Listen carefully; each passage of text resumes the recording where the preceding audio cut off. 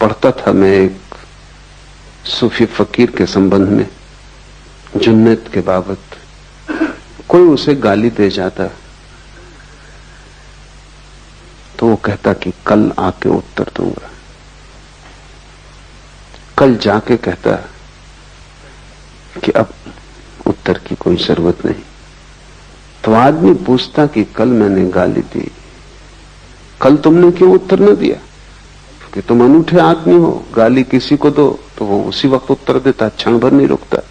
जुन्नद ने कहा कि मेरे गुरु ने कहा है कि अगर जल्दी की तो मूर्छा हो जाती, तो थोड़ा वक्त देना। कोई गाली दे, उसी वक्त अगर उत्तर दिया तो उत्तर मूर्छा में दिया जाएगा, क्योंकि गाली तुम्हें घेरे होगी, उसका ताप तुम्हें पकड़े होगा, उसका धुआं अभी आंखों में होगा। थोड़ा बादल को गुजर जाने दो, 24 घंटे का वक्त दो, फिर उत्तर देना। और जुन्नैद कहता कि मेरा गुरु बहुत चालबाज आदमी था, क्योंकि जब से मैं उत्तर ही नहीं दे पाया। 24 घंटा कोई रुक जाए क्रोध करने को तो तुम सोचते हो क्रोध कर पाएगा? 24 मिनट भी रुक जाए तो क्रोध असंभव है, 24 सेकंड रुक जाए तो क्रोध असंभव है। सच तो यह है कि 1 सेकंड भी अगर रुक जाए और देख ले तो क्रोध असंभव है। लेकिन तुम रुकते ही नहीं। उधर किसी ने गाली दी, जैसे किसी ने बिजली का बटन दबाया, इधर तुम्हारा पंखा चला। इसमें रत्ती भर का फासला नहीं है, इसमें जरा सी भी संद नहीं है, और तुम सोचते हो कि तुम बड़े होशपूर्ण हो। तुम मालिक भी नहीं हो अपने। बेहोश आदमी अपना मालिक हो भी नहीं सकता। कोई भी बटन दबाता है और तुम्हें चलाता है। कोई आया, तुम्हारी खुशामद की, तुम खिलखिला गए, गदगद हो गए।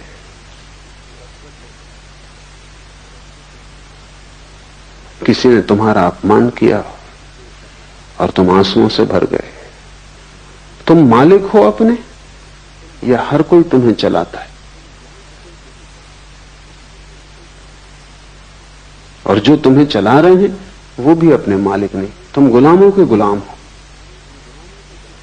और बड़ा मजा है कि सब एक दूसरे को चलाने में कुशल है और उनमें से एक भी होश में नहीं।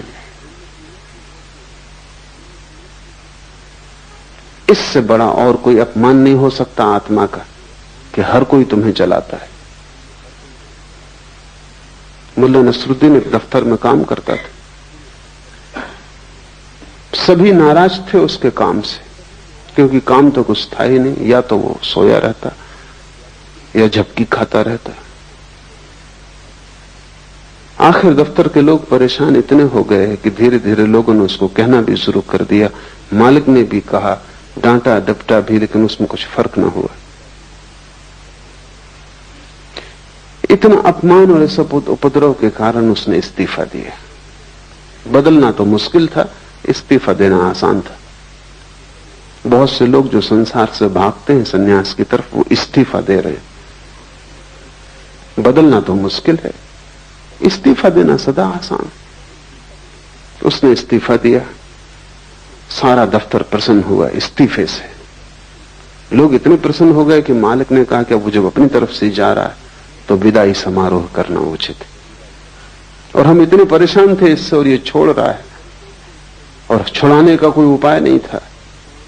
एक बोझ हो गया था, इसलिए ठीक से, और सच में ही खुश थे वो, इसलिए विदाई समारोह काफी अच्छी तरह आयोजित किया। मिठाई, खाना पीना सब इकट्ठे हुए। नसरुद्दीन बड़ा हैरान हुआ, और सभी ने 2-2 शब्द उसकी प्रशंसा में भी कहे। क्योंकि विदाई के वक्त नसरुद्दीन खड़ा हुआ गदगद, आंख से आंसू झर रहे हैं। उसने कहा, मैं अपना इस्तीफा वापस ले, मुझे पता ही नहीं था कि तुम सब इतना प्रेम मेरे लिए करते। अब इस जीवन में यहां से जाने का कोई कारण नहीं।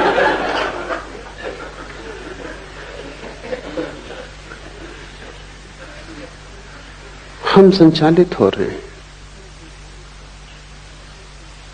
और अक्सर ये होता है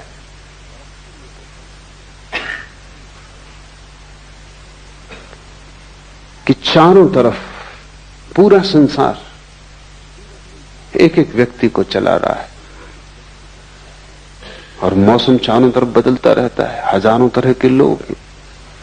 इसलिए तुम्हारे भीतर एक गहरा विभ्रम और एक कंफ्यूजन है, होगा ही, क्योंकि तुम एक से चालित नहीं हो। एक से चालित तो वही है जो भीतर जागा हुआ है। उसकी जिंदगी में एक स्पष्टता होगी, निरभ्रता होगी, उसके जीवन में एक सफाई होगी, एक निर्णय होगा, उसके जीवन में एक दिशा होगी। तुम्हारे जीवन में कोई दिशा नहीं हो सकती। तुम तो ऐसे जैसे कोई आदमी भीड़ में धक्के में चलता है, वो चल भी नहीं रहा, लेकिन भीड़ इतना धक्का दे रही है कि खड़ा भी नहीं रह सकता। कोई बाएं धक्का देता है तो वो बाएं चला जाता है, कोई दाएं धक्का देता है तो दाएं चला जाता है। तुम्हारी पूरी जिंदगी भीड़ में चलती हुई है। तुम गौर से देखो, समझ में आ जाएगा। कोई कुछ कह रहा है वो तुम करते हो, फिर कोई कुछ और कहता है वो तुम करते हो, फिर तुम्हारे भीतर इतने विरोधाभास हो जाते।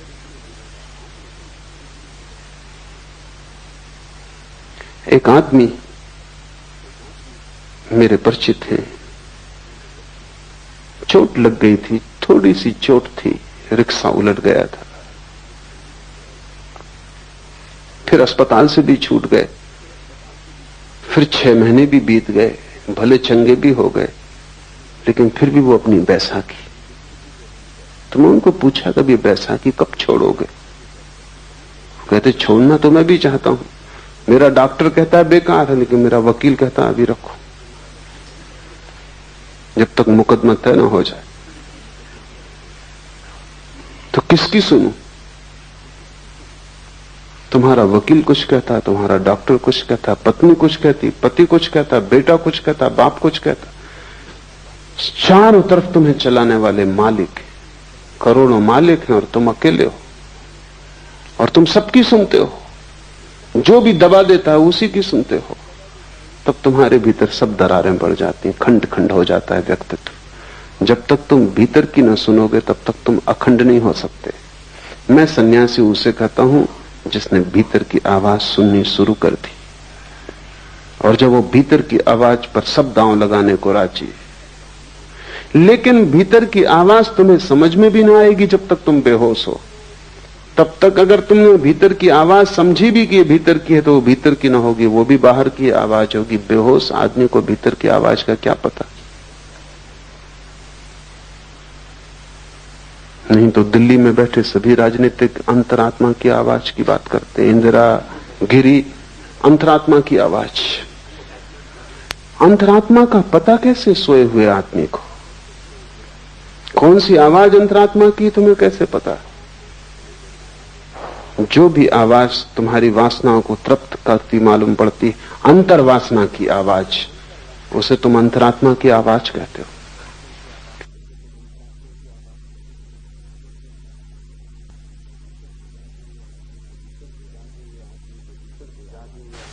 सिर्फ जागे हुए आदमी के भीतर कोई आवाज होती, और वो आवाज तुम्हें मिल जाए तो तुम्हारे जीवन में सब जो कलुष है, वो जो उपद्रव है, वो 1000 तरह के विक्षिप्त स्वर है कि तुम एक भीड़ हो गए हो, एक व्यक्ति नहीं। तुम एक बाजार की तरह हो जिसमें सब चल रहा है। बंबई का शेयर बाजार हो, तुम सब चल रहा है, कुछ समझ में नहीं आता। कोई नए आदमी को तो समझ में ना आया कि तुम क्या हो। कोई कुछ चिल्ला रहा है, कोई कुछ चिल्ला रहा है, सब तरह की आवाजें। तुम्हारी आवाज बिल्कुल खो गई है। तुरीय अवस्था का अर्थ है आत्मा को पहचानना, और इन 3 से तुम अपने को तोड़ो तो ही तुम आत्मा को पहचान सकोगे। छोटे छोटे प्रयोग शुरू करो। क्रोध आए, रुको, जल्दी क्या है? घृणा आए, थोड़ा रुको, थोड़ा संधि काल चाहिए। तभी उत्तर दो जबकि तुम होश में आ जाओ, उसके पहले उत्तर मत दो।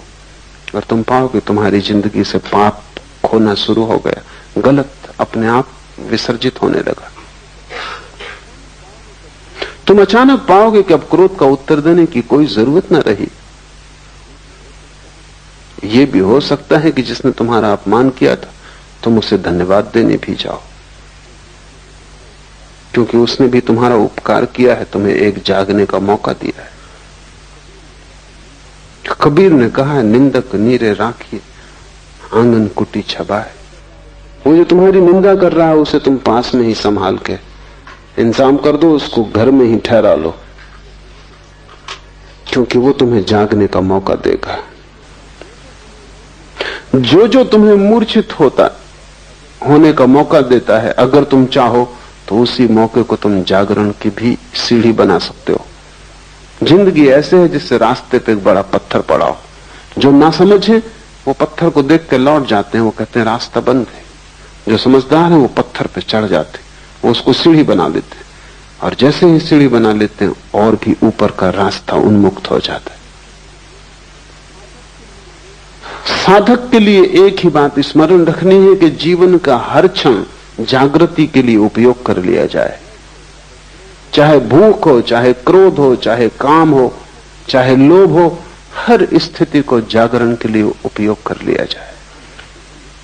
रत्ती रत्ती तुम इस तरह इकट्ठा करोगे जागरण, तो तुम्हारे भीतर ईंधन इकट्ठा हो जाएगा। उस ईंधन से जो ज्वाला पैदा होती है उसमें तुम पाओगे कि तुम न तो जागृत हो, न तुम स्वप्न हो, न तुम सुसुप्ति हो, तुम तीनों के पार पृथक हो। ज्ञान का बना रहना ही जागृत अवस्था है। बाहर की वस्तुओं के ज्ञान का बना रहना जागृत अवस्था है। विकल्प ही स्वप्न है। मन में विचारों का तंतुजाल, विकल्पों का, कल्पनाओं का फैलाव स्वप्न है। अविवेक अर्थात स्वबोध का अभाव सुसुप्ति है। ये तीन अवस्थाएं हैं जिनमें हम गुजरते हैं। लेकिन जब हम एक से गुजरते हैं तो हम उसी के साथ एक हो जाते हैं। जब हम दूसरे में पहुंचते हैं तो हम दूसरे के साथ एक हो जाते हैं। जब हम तीसरे में पहुंचते हैं तो तीसरे के साथ एक हो जाते हैं। इसलिए हम तीनों को अलग अलग नहीं देख पाते। अलग देखने के लिए थोड़ा फासला चाहिए, परिप्रेक्ष्य चाहिए। अलग देखने के लिए थोड़ी सी जगह चाहिए। तुम्हारे और जिसे तुम देखते हो दोनों के बीच में थोड़ा रिक्त स्थान चाहिए। तुम आईने में भी अगर बिल्कुल सिर लगा के खड़े हो जाओ तो अपना प्रतिबिंब न देख पाओगे, थोड़ी दूरी चाहिए। और तुम इतने निकट खड़े हो जाते हो जागृत के, स्वप्न के, सुसुप्ति के, कि तुम बिल्कुल एक ही हो जाते हो। तुम उसी के रंग में रंग जाते हो। और ये दूसरे के रंग में रंग जाने की आदत हमारी इतनी गहन हो गई है कि हमें पता भी नहीं चलता, और इसका शोषण किया जाता है। अगर तुम हिंदू हो और तुमसे कहा जाए कि मस्जिद खड़ी, इसमें आग लगा दो, तुम 1000 बार सोचोगे, विचार करोगे कि ये क्या उचित है। और मस्जिद भी उसी परमात्मा के लिए समर्पित है। ढंग होगा और सीढ़ी का रंग होगा और रास्ते की व्यवस्था होगी और, लेकिन मंजिल वही है। लेकिन हिंदुओं की एक भीड़ मंदिर मस्जिद को आग लगाने जा रही हो, तुम उस भीड़ में हो, तब तुम नहीं सोचते, क्योंकि तुम भीड़ के रंग में रंग जाते हो। तब तुम मस्जिद को जला दोगे। और बाद में कोई अगर तुमसे पूछेगा कि तुम ये कैसे कर सके, तो तुम भी सोचोगे और कहोगे कि आश्चर्य है कि मैं कैसे कर सका। अकेले तुम ये ना कर पाते, लेकिन भीड़ में तुम क्यों खो गए? क्योंकि खोने की तुम्हारी आदत है। कोई मुसलमान इतना बुरा नहीं है अकेले में जितना भीड़ के साथ बुरा होता है। कोई हिंदू इतना बुरा नहीं है अकेले में जितना भीड़ के साथ बुरा होता है। किसी अकेले आदमी ने इतने पाप नहीं किए जितने भीड़ ने पाप किए। क्यों? क्योंकि भीड़ तुम्हें रंग देती, तुम भीड़ के रंग में एक हो जाते। अगर भीड़ क्रोध से भरी है, तुम अचानक पाते हो तुम्हारे भीतर क्रोध जग रहा है। अगर भीड़ रो रही है, चीख रही, चिल्ला रही, तो तुम रोने, चीखने, चिल्लाने लगते हो। अगर भीड़ प्रसन्न है तुम अपना दुख भूल जाते हो, प्रसन्न हो जाते हो। ख्याल करो, तुम किसी के घर गए हो, कोई मर गया है, वहां अनेक लोग रो रहे हैं, अचानक तुम पाते हो तुम्हारे भीतर भी रुदन उठा आ रहा है। शायद तुम सोचते होगे कि तुम बड़े करुणावान हो, शायद तुम सोचते हो कि तुम बड़ी दया और प्रेम से भरे हुए व्यक्ति हो, शायद तुम सोचते हो कि सहानुभूति के कारण ये आंसू आ रहे हैं, तो तुम गलती में हो। क्योंकि घर भी तुमने ये खबर सुनी थी कि वो आदमी मर गया, तब तुम्हें कुछ भी ना हुआ था, क्योंकि तुम अकेले थे। तब तुमने सोचा होगा कि ठीक है, मरना जीना लगा ही रहता है। बजाय इसके कि आदमी मर गया, इससे तुम्हें दुख होता, तुम्हें यही झंझट आई होगी कि अब जाना पड़ेगा और संवेदना प्रकट करनी पड़ेगी। अब 25 दूसरे काम थे, अब एक और उपद्रव बीच में आ गया। और ये आदमी था ही ऐसा, बेवक्त मरा, कोई वक्त था आज मरने का। ये तुम्हारे विचार रहे होंगे, लेकिन तुम जब घर में पहुंचोगे और वहां तुम लोगों को रोते देखोगे, भीड़ जब वहां दुखी हो रही होगी, तुम अचानक पाओगे तुम्हारे भीतर भी बड़े भाव उठ। ये भाव दो कौड़ी के और खतरनाक है, क्योंकि भीड़ तुम्हें रंगे दे रही है। तुम अपने को बचाना। ऐसी सहानुभूति किसी मतलब की नहीं जो भीड़ से आती हो, जो तुम्हारे हृदय से ना आती हो। तुमने देखा कि दुखी, बेचैन, परेशान लोग भी होली के हुल्लड़ में बड़े आनंदित दिखाई पड़ने लगते, वो भी नाचने गाने लगते, गुलाल उड़ाने लगते। जिनकी जिंदगी में गुलाल बिल्कुल भी नहीं है और जिनकी जिंदगी में कभी कोई खुशी, कोई गीत नहीं देखा गया, अचानक रास्तों पर रंग फेंक रहे। हुआ क्या इनको? यही आदमी कल चला जा रहा था, मरा मरा, इसका पैर नहीं उठ रहा था, इसकी जिंदगी ऐसी थी जैसे सुसुप्त, और यही आदमी आज नाच रहा है। भीड़ ने रंग दिया ऐसे। साधक को भीड़ से सावधान होना चाहिए। तुम अपनी आवाज खोजो, अपना स्वर खोजो। भीड़ तुम्हें सदा से धक्के दे रही है और तुम भीड़ के साथ, जो भीड़ तुम्हें बनाती है वही तुम हो जाते हो।